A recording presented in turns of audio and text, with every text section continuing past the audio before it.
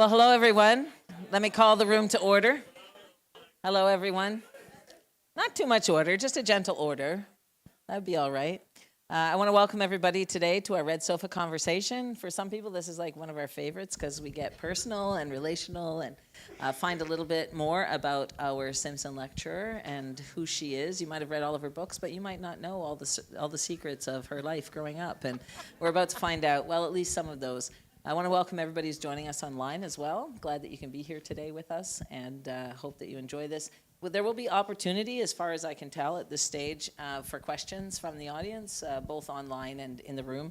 So if you have any, then hang on to them until that time comes.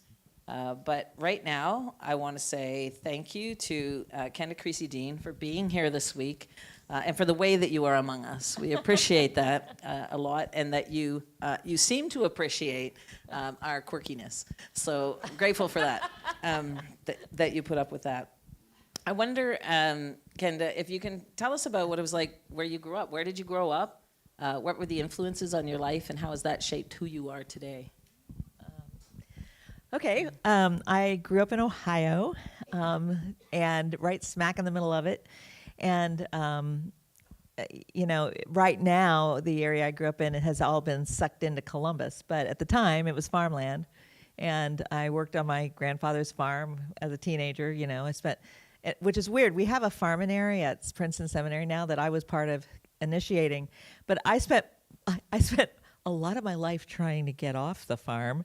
And here, what happens when I go teach in a seminary? We start a farm. I don't know. God's weird. And that was my mom's family. My dad's family, John and I were talking about this yesterday, were coal miners in Kentucky. And so I understand this was Miners' Day yesterday here in Nova Scotia, and I have a whole new set of coal mining kinds of stories for me to mine that are part of the Canadian history, which I did not know was there. But and that's part of my own journey right now, is trying to dredge up some of those stories and to I'd like to put them into a creative form somehow in my retirement to be able to do that. So I'm getting ready. That's fantastic. What is this on? I don't feel like it's on. There's something weird about the sound in this room when you're up here, isn't there? So when did you become a Christian? Did you grow up in a Christian home? Was it later on? How did that go for you? Well, yeah, I was one of those people that, Bushnell talks about as growing up a Christian and never knowing themselves to be otherwise. But I mean, the truth is that, I mean, you grow up that way, but there has to come a point where you own it for yourself, right? And so for me, that was camp. And I went to a camp teenage girls went to on Lake Erie. Our church had sent a couple kids there every year. A small, tiny church in Ohio. They didn't do a lot of that, but it was a missions camp. And I came home from that. The big discovery of that camp was that Jesus believed in me rather than that I believed in Jesus. And if that was true, I had to figure out what that was for, And it was I went there to get a tan, and I came back with a sense of purpose that 50 years later I haven't been able to shake. So that was a very pivotal experience, and it was straight up. There was nothing unusual about it. It was just a bunch of volunteer counselors and stuff pouring into a bunch of teenage girls, giving them a framework to look at the world in a way that was, a little different, a little bit bigger. And, God was definitely on the job that week. So, yeah. I love that kind of story because I think about those in the room who might be youth pastors, and you just never know. That's true. When it's that last day, you think, I just don't have the energy for one more conversation. And you have the one more conversation. Yeah, that's true. And you could be feeding into the next Kenda Creasy Dean. So I think that could be a great encouragement. Was it a straight path from there then? I mean, what did you have ever, we talk about doubts being the prerequisite for faith, but, were there kind of dark nights of the soul? Were there any crises of faith that you had along the way? Yeah, I mean, when you take those spiritual gifts inventories and you talk about what your spiritual gifts are, right? And I told another group yesterday that one of the things I do not have the spiritual gift for is prayer in any kind of, coherent way. But I've had a pretty strong sense of faith and sense of vocation throughout. And so the crises that come haven't challenged faith's existence, but it has changed the way I think about things with faith. So, my first job happened to be in a really corrupt, I didn't think about ministry until I'd been teaching a while. And so I was teaching at a university. It was, things that you can't believe happened there. I was 23. I didn't know this wasn't normal, but people came in with guns and they threatened other faculty and stuff, and there was a lot of corruption in the department. And I felt like it was the first time I felt like I encountered something like evil. I didn't know. I had grown up thinking that the way my dad would say it sometimes teasingly was good things come to them what deserve them. And at this university, good things always came to people who didn't deserve them. And it challenged my faith. It was a dark night in that way, but it was also my faith that got me through it. And it was also what crystallized a call to ministry too. I needed to go someplace where I could talk about faith. It was a public university. I couldn't do that there. And so it motivated me going to seminary. So what was the path or the vocational path that brought you to that point? And then what was the call like? How did that come? Well, okay, so we started to have this conversation yesterday a little bit with the youth ministry team. And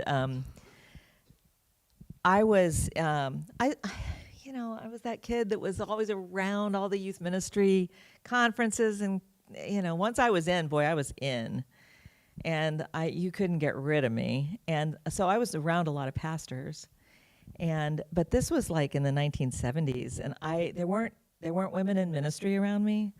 I didn't know that this was preparing me for ministry, and no one said to me ever, which strikes me as very odd, that, hey, you ought to think about ministry. And I suspect it's just because I was a girl. I don't know. And so it never dawned on me. But I was wrestling with this all the time. So it wasn't a straight path. I knew I wanted to teach, so that's what I prepared for. I thought I was going to teach speech and theater in a high school, and that would be the main form of youth ministry, kind of under wraps. And there was the only non-linear part of my faith life, or the only weirdly in-breaking experience I think I had, was this call to ministry. I had this summer job in a florist shop in my hometown, and my hometown happens to have a seminary. See, you would think this stuff would be on my mind, but no. And somebody came in to order wedding flowers, and unlike the one woman I knew in ministry who this is true, I thought she was weird and I didn't want anything to do with her. This other woman looked kind of normal, so she was she'd just come from playing tennis, and she was ordering wedding flowers, and I overheard her say, just making small talk with the clerk, yeah, my husband and I are going to be pastors, United Methodist pastors in North Carolina. And Beethoven's Fifth went off in my head, and I was like, I had a very direct conversation with God at that point. I went to the restroom and said, no, absolutely not. And it wasn't like a voice, but it was, a conversation with God in my head, right? And it's like, and God's like, why? Are you against women in ministry? Well, obviously not. And, but they're weird. And he's like, what about that one? And I'm like, okay, well, yeah, she looks great. And then, anyway, I don't know how it went, but I just argued a lot. But I went to that restroom having never thought about ministry. And I came out knowing I was going to seminary. So that was the only weird thing in my faith life ever. Everything else is pretty predictable. Yeah. So you went to seminary? So no, I stalled. Okay. Yeah, no, okay. I taught. That sounds about right. Yeah, I I taught for 3 or 4 years and got married, and but I was the only person apparently surprised that I was going into ministry. Everyone who knew me was like, well, yeah, obviously, because I was that kid. But I didn't see myself that way. And so, I taught for 3 years at this this corrupt university in Indiana. And then after that, my husband also wanted to get a PhD. So we packed the U-Haul, drugged the cat, drove across the country, and went to seminary in Washington, D.C. And he got his PhD at a university near there. So you already had yours. That came late. No, see, here's the thing. You spend your whole life trying to get out of school, and when you're out of school, all you do is think about getting back into school. Until after you finally go through enough degrees and your spouse says to you, there aren't any more, right? Yeah. We're done now, aren't we? And so I served in ministry for a few years, and I was a youth pastor. I was a campus minister. So, and eventually, it's like, okay, I guess it's time to do this. Nobody seems to be doing theology in youth ministry. Somebody ought to do that. Somebody really ought to do that. Ding, ding, ding. Somebody. Oh, yeah, I get it. Okay. Great. And so did you have a sense of what you wanted to do once you did that work? Like, were you thinking, now I'm going to be like the top youth pastor ever? Or there's like research that has to be done? Like, what was your passion there that brought you into that? Yeah, well, I went into a PhD program saying, I want to do youth ministry. And they looked at me like, what? Nobody gets a PhD who wants to do youth ministry. And I didn't know what that meant. It was definitely a sense of call. I just didn't feel like God was done with me yet until I did it, and I didn't know what was on the other end of it. I assumed I'd go back and serve churches because nobody was teaching youth ministry in the States, at least at that point. It was sort of an extra thing a few people threw in, I never took a youth ministry class. So. It's okay. I never took a preaching course either. There you go. True confessions. What was your path, Anna? That's for another day. So where did you meet your husband then? We met in college, and we competed against each other on our university speech teams. So I don't know if you guys have that up here, but they do speech competitions in colleges in the U.S. So, is that why you're such a polished speaker? It probably didn't hurt. I was doing, my dad, who was, he's the one that grew up in the coal mines. They eventually moved to Ohio, and he became a very skilled debater in his college years, and so he was in politics in Ohio. But at the time in Ohio, politicians in the state legislature, which is I don't know what y'all call it, but the state government, they only met every other year. And he wasn't an attorney, so he was a teacher in the off years. I don't know how he got away with it, only teaching every other year, but he did for a while. And he was my debate coach in high school. So I grew up with kids practicing speeches and stuff in our living room, and it was a part of our family life, so it was inescapable. Would he make you practice with him? Like, we're having a debate now? Yeah, he did. That's great. Yeah. Do you ever remember, is there a story about a memorable one where you really, really lost or really, really won? Oh, well, you didn't debate with my dad and win. Okay. That didn't happen. He would coach. There were dramatic events too, where you did a cutting from a play or a piece of literature. And I remember I was 5. I remember I would watch these students that he taught practice in our living room, and for a while he let me sit there with him while he was coaching them, and then he kicked me out after I offered a critique of one of them. So then I watched from the banister, and I would memorize what they did and try to imitate it. Yeah. Fantastic. So you said that you looked at youth ministry, said somebody should do that. Yeah. Was it a passion at that point, or it was something that, well, somebody should do this, and it seems like I should do this? Well, what it was a passion in the sense that I was I was blessed with extraordinary youth pastors. Not in my church, actually. My church was so small. We had, somebody did the youth group, but that wasn't where the formation really took place. It was because of the involvements I had with the camps. We had conference level youth activities, and there was always a group of kids that were helping to run that kind of stuff. I got involved in that. And the leaders of that were extraordinary and at the time, I didn't know that. I thought that was what they all did everywhere. But they were very much part of kids should do ministry. They're not targets of ministry. And so that was it was kind of the impetus of that mission camp. It was kind of the framework. It was just kind of the zeitgeist of the area I happened to be. And by the time I was in college, I was aware that did not happen everywhere. And so part of my call to ministry, what solidified it after the whole flower shop incident, the next week I had to go be a counselor to camp. And it was part of a big Methodist thing. And I remember seeing some of the youth leaders that had been important to me there at that conference, and it dawning on me, I have to pay this forward.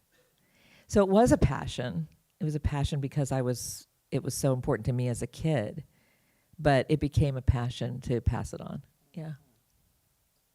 I'm going to come back to something that you mentioned there. I think it's relevant for another question I have later on, but I wonder, what about the work that you've been doing since then? Well, maybe first I'll ask you if you could just give us a sense of the path then from that call. You're going to do youth ministry, you get a PhD, and then what? I got a PhD at Princeton and failed to leave. So it's a failure to launch story in a lot of ways.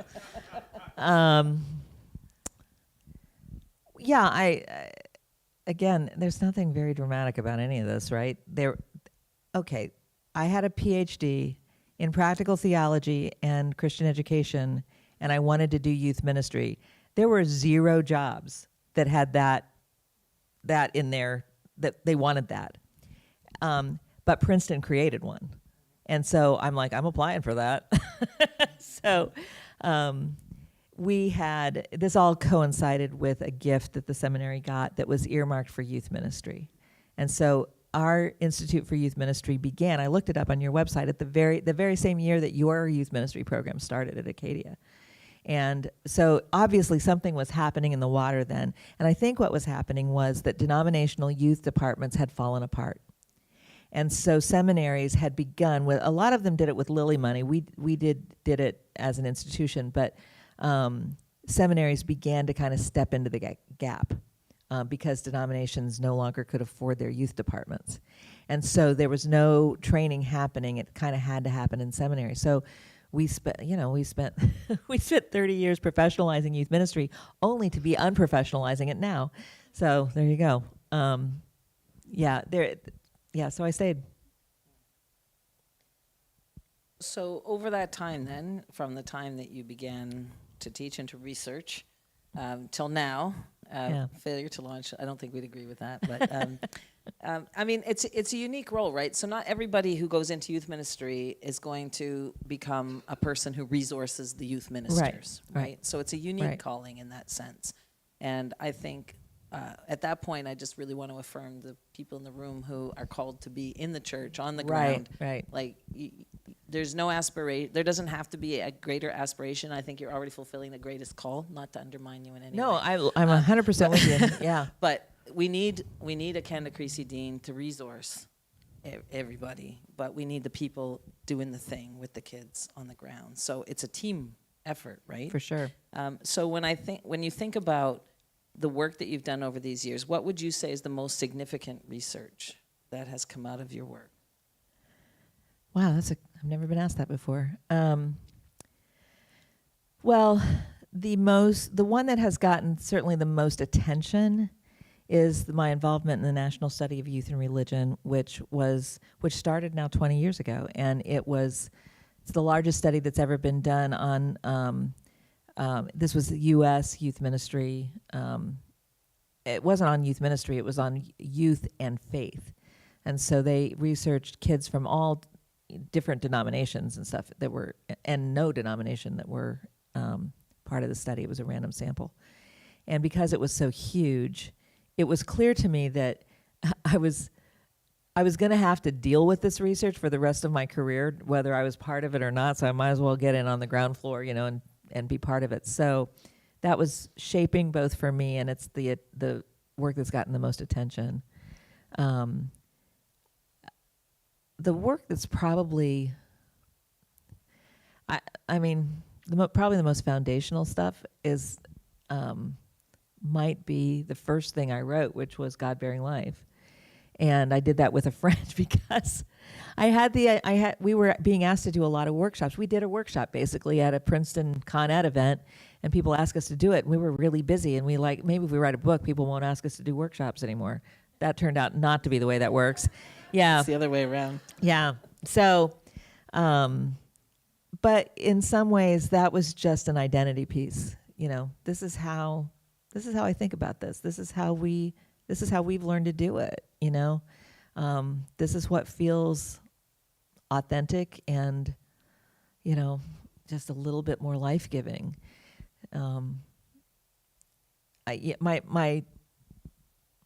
My hunch is that all research is autobiography, So you write for yourself as much as for anybody else. So, in what way does your work give you a sense of meaning? And I ask that in the context really of, if to you your most important book or significant book was your first one, then I'm interested to know, let me put it this way. It was probably 35 plus years ago I was a youth pastor myself. Yeah. And having been a theologian then since, and all of the things that you do, I still get frustrated that the church is in the place that it is. Yeah.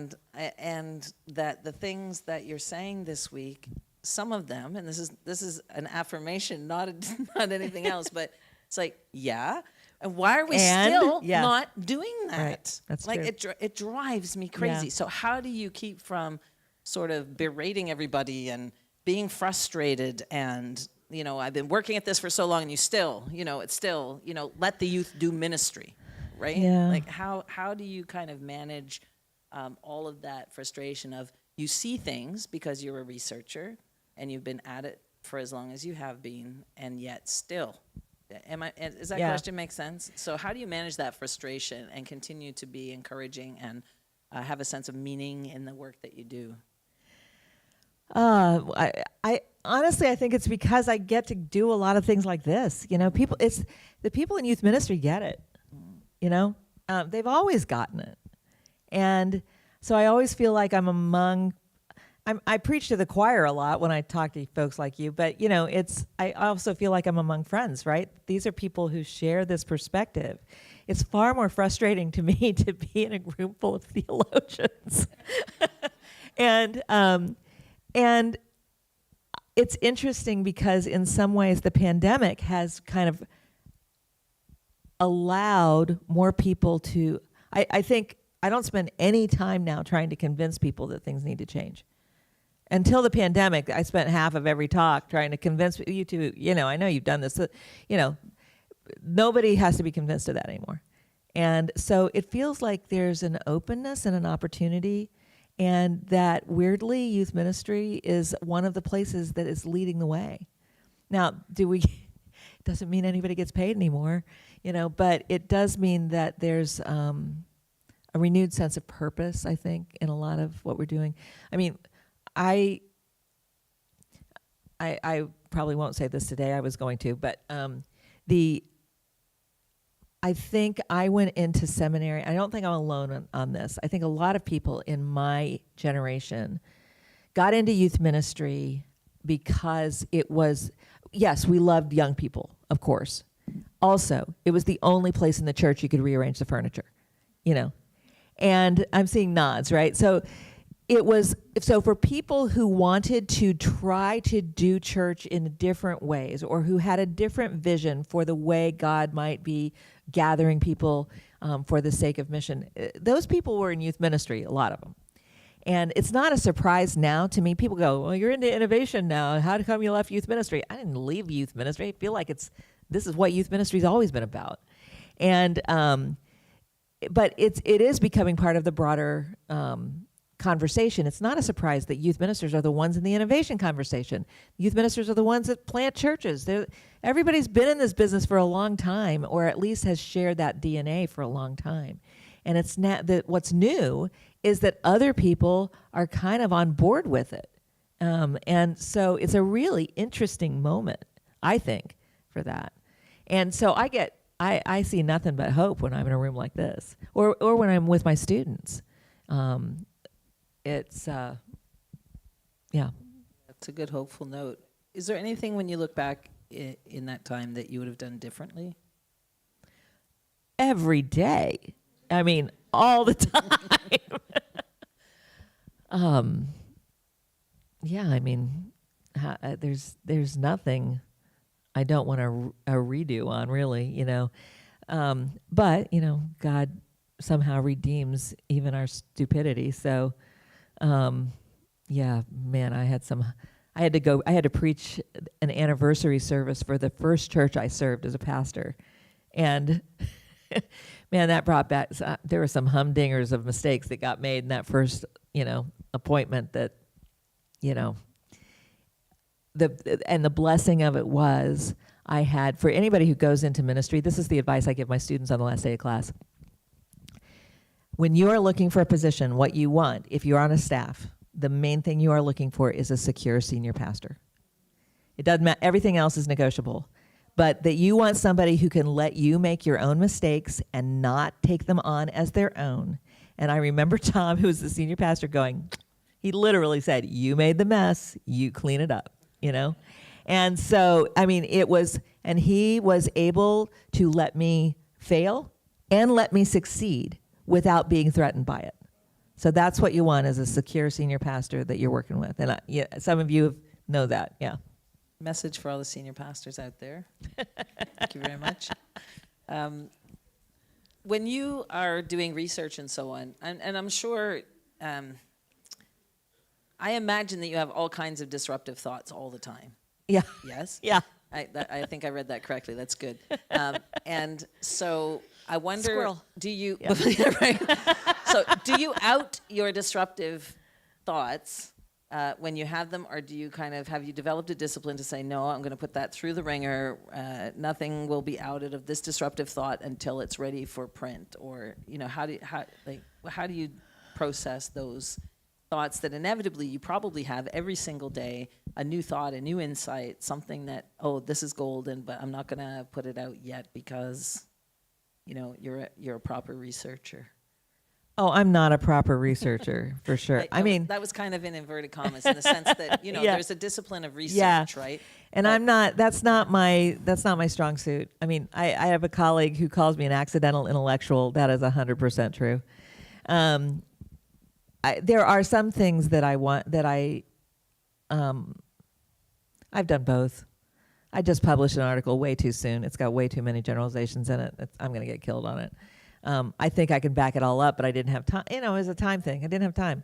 So instead of not publishing it, I'm old now. I'm like, screw it. Let them come at me. You know, I'll put it in. Oh, and I'm all for that. You know, All for that. but there are other things, and sometimes the things that matter most to me, I'm most hesitant to let go of until I've run it through the ringer. You know, and a lot of those are creative projects. Yeah.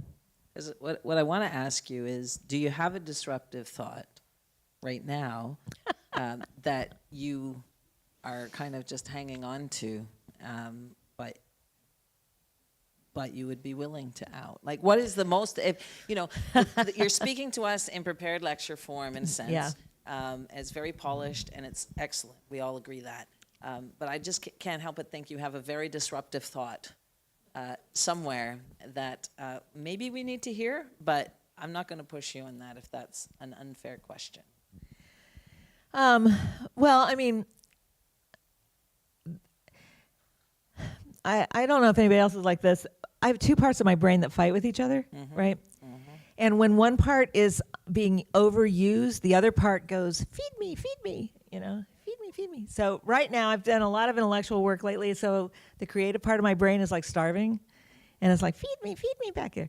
And so I have this. So John knows this because he caught me by accident yesterday about this minors thing. So okay, I can't believe I'm going to say this out loud. This will make me accountable to actually do this. So I wanted to make my sabbatical about this. They're like, this has nothing to do with your teaching. You can't make this your sabbatical. And so I'm like, fine, I will turn in what you want to hear for my sabbatical, and then I'll do it anyway. Is that I'm trying to write a musical about coal miners. So, all right. Yeah, I know, right. Weird. Okay. That theater background just sort of found me again.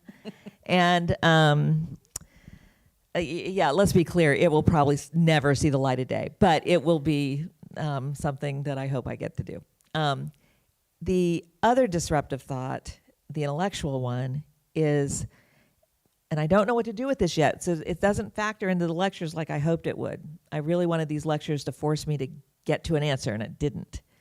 I'm concerned, and Cheryl Ann and I talked about this yesterday, that in all of this innovation, we're letting go of formation.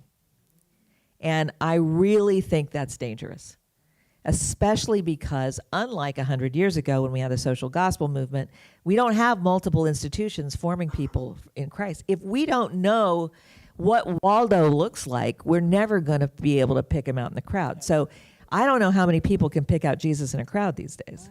It sure looks like, and this is from the National Study of Youth and Religion, at least in the U.S., we have completely confused Christianity with something else, and it is currently taking a very demonic form. And it is like, 15 years ago, it was like, well, we're all confusing Christianity with mealy-mouse niceness. Well, now we're confusing Christianity with hardcore meanness. And whatever it is, it's not Christianity. It's something else. And we've got to get to the point where we can tell the difference. And so I'm genuinely worried about that. And I don't know how to solve it yet. So, except to say the very obvious thing, and that is, live your life the best you can, as close to Jesus as you can, and be willing to talk about who Jesus is to the people around you. I mean, that feels so basic. And there are ways to do that well and ways that are just really scary to people. We don't want to do that. So we don't have a solution. I don't have a solution, but I am convinced that is the problem. So. Appreciate you sharing that. Yeah. Because I think there'll be a lot of amens in the room, and it's a huge challenge every day to meet the polarization that's happening with the love of Jesus.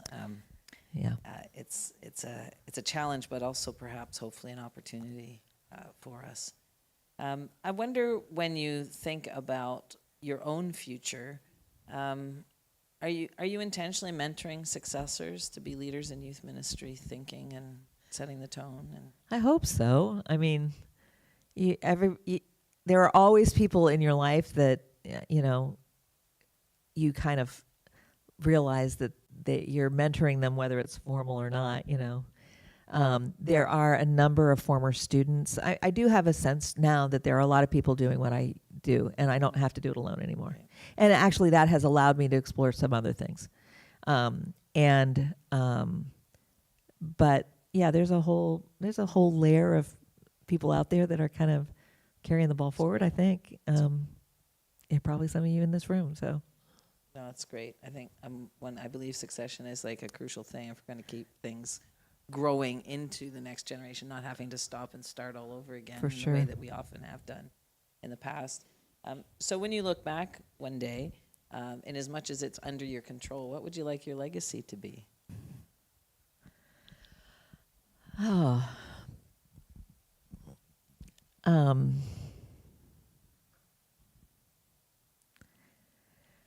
Oh gosh, I don't know. I would like my legacy to include things like maybe I didn't screw up my kids, I do think it takes a village to screw up a child. So, I hope that we can do. I don't know. I might have managed on my own. I don't think my kids would feel that they got too screwed up by it, but that comes to mind. I would like to think that, people will remember me as a person of faith. I would like to think that I made the world a little more fun, so. That's a good legacy. A legacy of fun. We'll write that one down. That's great. There's so many more things I could ask you, but I'm mindful that there will be questions in the room and online. So I'm gonna finish. And thanks for your patience with those questions. There's so much more we could talk about. Oh yeah, we'll talk later. But I want to end with a quick fire. So pizza or tacos? Tacos. Okay. Silo or Severance? What's Silo? It's also one of those Apple TV shows. You should watch. I should watch it. Yeah. Severance was made me squirm, and I couldn't look away. No. It was like it's terrible. So that other one, I'm sure. Yeah. No, Severance is the pinnacle. Absolutely. Oh, it is? Oh, okay, yeah. great. Yeah. Mark or John? John. Okay. Strawberry or chocolate? Chocolate. Mountains or ocean?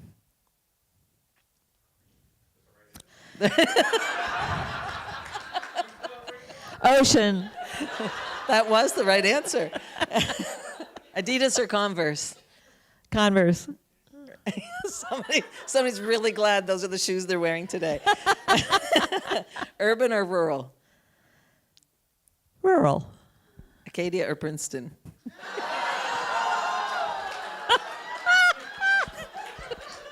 I don't know if I can afford either one of them. You don't have to answer that one. That was just for fun.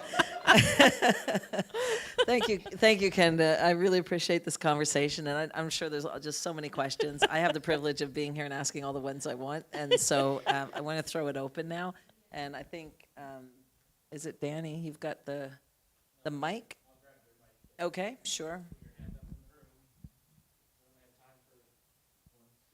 Oh, I thought we went to 1:15. Oh, I went too far. I'm sorry.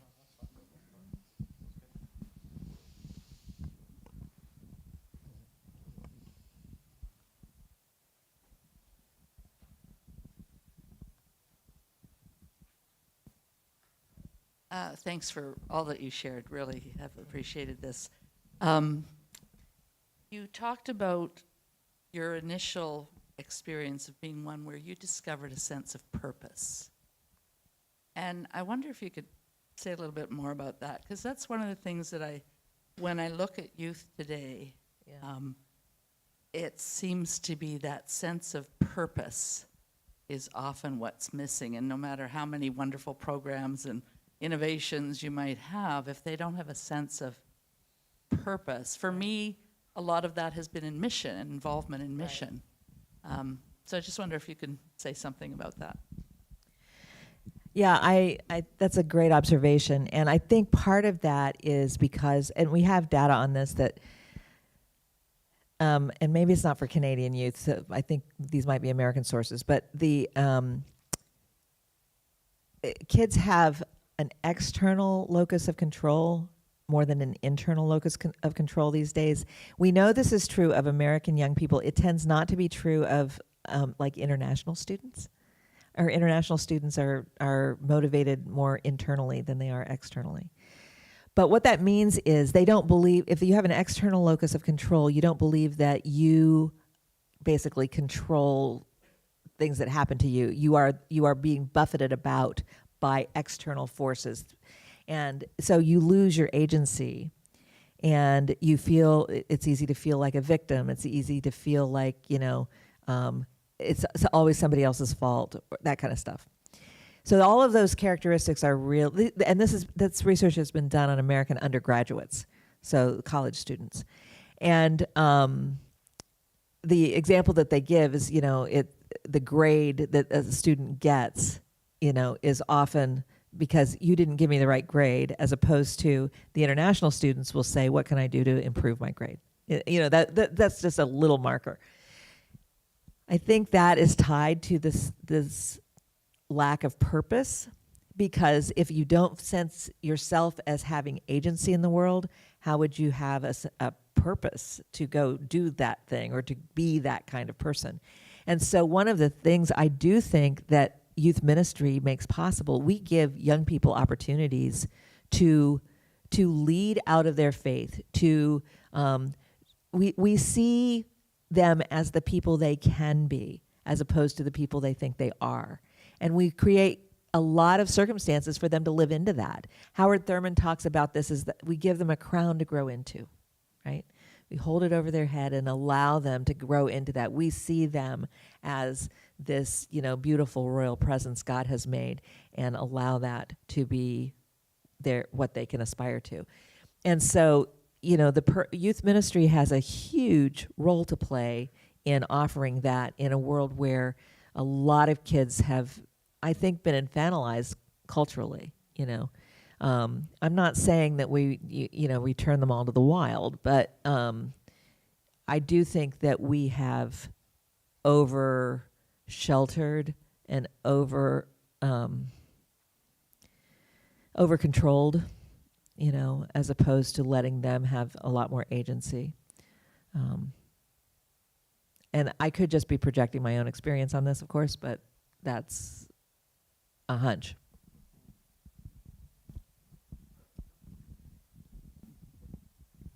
Two really quick pop culture questions, I guess. One, did you have any sports teams that you cheered for growing up? And what, if I'm you cheered from for any- Ohio. Yeah. We call it football. Yeah.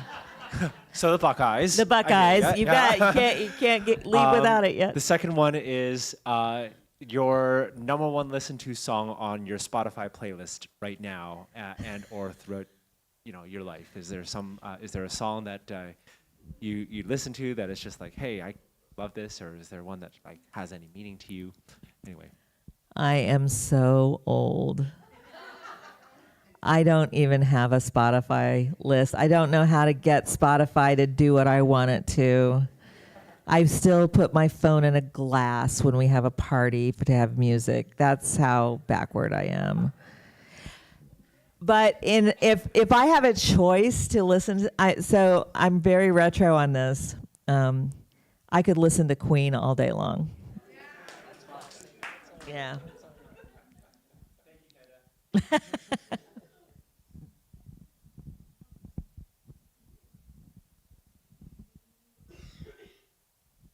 Thank you so much for everything that you've done this week. I just have a question. What would you say would be like a life verse that you have clung to and that leads you forward with youth ministry or just in life in general? Yeah, I think I'm not good at quoting scripture to myself, but the refrain I think that I hope I live by is choose life. Choose life. Yeah, I think it says it all.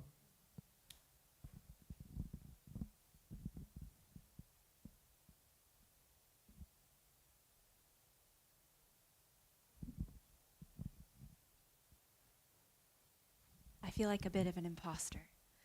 But thank you so much for everything you've shared.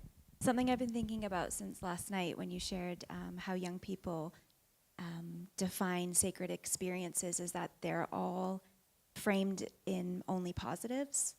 And it made me wonder if collectively as probably Western culture, if we're losing the sacredness of lament and the sacredness of tension and resistance in the experiences that we have.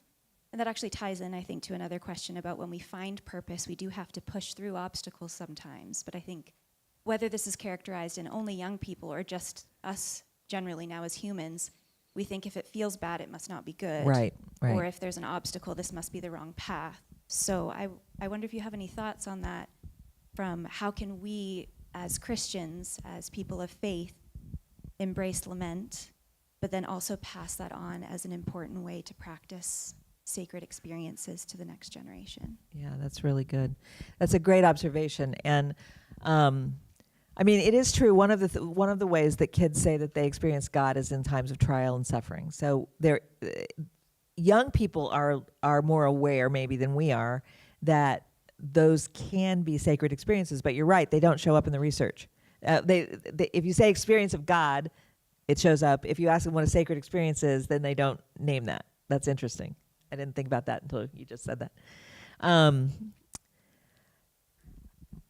To reclaim practices of lament, part of it is that we don't see it practiced very well, except here's where it is practiced, but we don't name it as a spiritual practice, is in a lot of pop music. You know, every kid that writes a song, the first song they write is because their heart's been broken, you know? And I taught a very terrible Sunday school class with 7th grade. I had a 7th grade Sunday school class one year, and it was like, I think there were like 32 kids in it, and all but 2 were boys.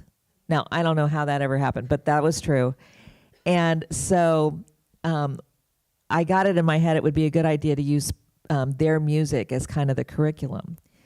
My fellow teachers eventually rebelled and said, no, we need the kind of curriculum that you actually can read and, you know, actually gives us help. But anyway, for a while we did this. And what they did was they brought in, the idea was they would send me a song and I would create basically a lesson plan around the song. And, you know, some of the lyrics were terrible. And it was very powerful, actually, for some of these young people. I had parents calling me because they were going to be out of town and their kid didn't want to miss Sunday school because it was their week for their song. I'm like, that never happens, you know. But what that told me was that lament is very powerful for them, you know. And, you know, some of the songs are really scary if you listen to them. It's like, I don't want to be in this world anymore and blah, blah, blah, blah, blah. And so what we did was we wound up having them talk about, we talked about the lament in the song, but then they had to take the turn of turning that song to God. And so from lament came something else. So we didn't leave it at lament. That was just the move that we took in that particular curriculum. But I don't think the church has adequately identified where lament is happening. But it is happening. And that's a helpful, thank you for raising that.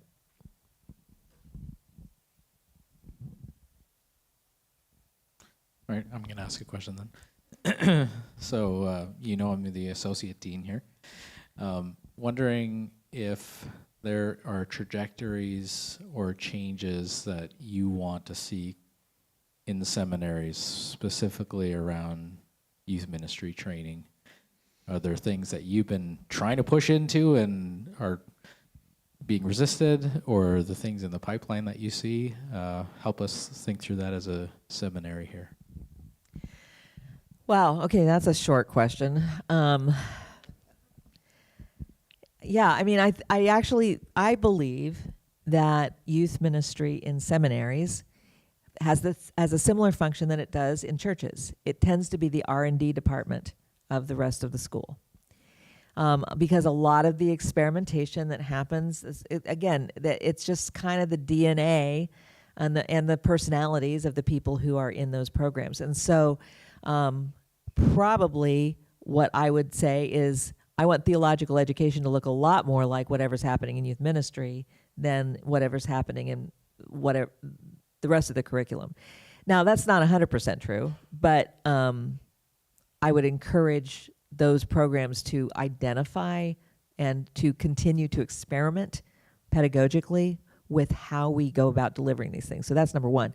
What I think we're going to see more of in terms of, I mean, credentialing is out the window pretty much, at least for people are not going to seminary for credentials the way they used to. A lot of denominations don't require the credentials anymore the way they once did.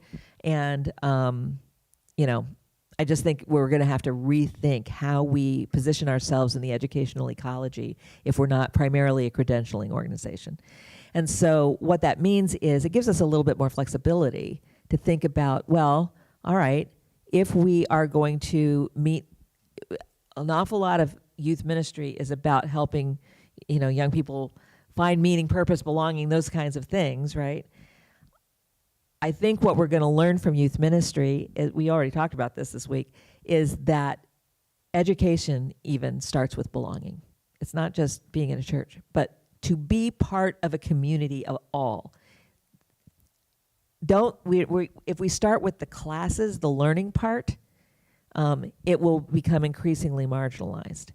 If we start with the community part and move through from, belonging, behaving, to believing, do it in that order instead of the other way around, we might have a chance of meeting people where they actually are in this era.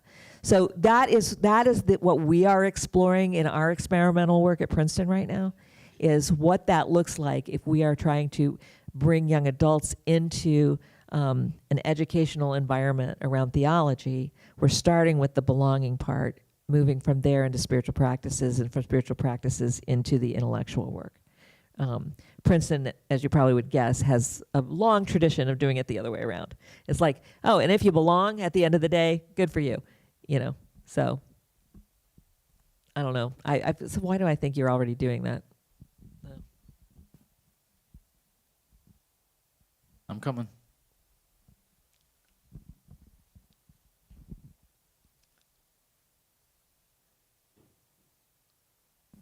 I was hoping, as we watch the states burn, how you reconcile the fire for politics with ministry. Yeah. Well, I've been thinking a lot about Bonhoeffer these days.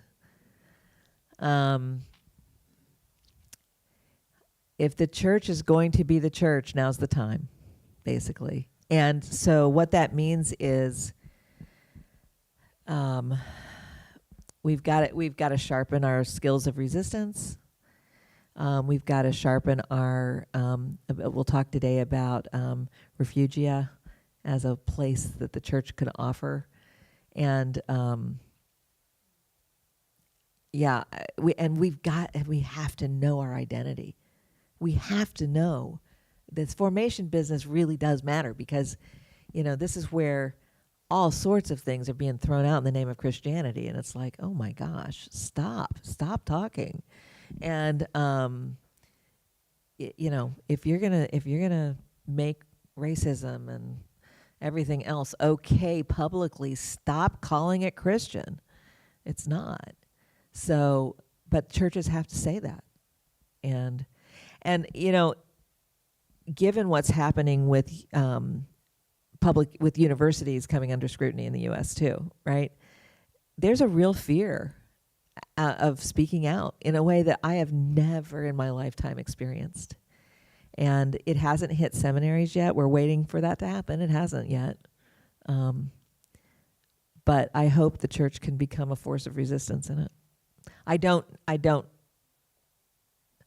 It's happened so fast and so thoroughly, it's been so thoroughly repugnant that I find myself I'm still reeling from, this is really happening, So strategy hasn't really gotten developed yet. So. It's an important topic for us up here, obviously. Feels very different from what you're experiencing, but there's so much more we could say about it. Yeah. And I actually refrained from the question that Misha asked because I thought it was going to just, open up all of this. But it's an important place to finish at. Yeah, So and I'm happy. It's actually helpful to have the conversation. It's not a threatening one, because it is. It has us flummoxed in a lot of ways. And it's the first time in my lifetime, I think, that I have felt like, a lot of my Christian principles are genuinely risky. Well, I've been talking about this for 65 years, so man, time to get with the program. Now's the time to stand up and let it be what it is. But, yeah. I've got a book that talks about martyrdom. Now I'm going to have to reread that. boy. Yeah. Yeah, those are the days. I don't know. I have to say, from the circles that I move in within the ecology of theological education, there's a lot of alarm, but there's a quiet kind of, maybe if we just sit still long enough, everything will be okay. And I'm really kind of dismayed at the lack of reaction to the very anti-Christian things that are happening and unfolding, and that this is surely a time when Christians stop fighting and say, this is what really matters. Right. And the only problem there is that some of the people who are fueling the fires call themselves Christians. Of course. And so for us to say this is a Christian response, which seems so blindingly obvious, is simply not shared. We can't agree on what a fact is, much less what Christianity is. So it is a very fragmented thing. I agree with you. I've been very disturbed that universities haven't banded together. You know, Harvard, God bless them, have stood up, but they're doing it alone. They're alone. And because of what happened to Columbia when they caved. And yeah, I don't know. This is a whole longer conversation, but it's one we can go off to lunch with, maybe. let's go out to But time to get a lunch. Let's talk about fun things. I think let's continue to speak about it, because I really think in the context of seminaries, by their fruit you'll know them. Right. Like, where are they in the midst of this? Are they being quiet? Are they speaking? Where are they going to be on Sunday? Like, what's going to happen? And so, if ever there was a time to know what you believe, That's this right. has got to be it. That's right. And we're praying for our brothers and sisters in the South. Thank you. Because Thank you. It's not. And we're all trying to masquerade as Canadians right now. Right. So Yeah. I think you have a lot of places you could stay if you needed a place to stay. Kenda, it's just been a treat this week. We're looking forward to your final lecture later on this afternoon. And thank you for being so vulnerable with us today. Oh, thank you for geez. being open and sharing of your life. It's easy. You guys are so fun.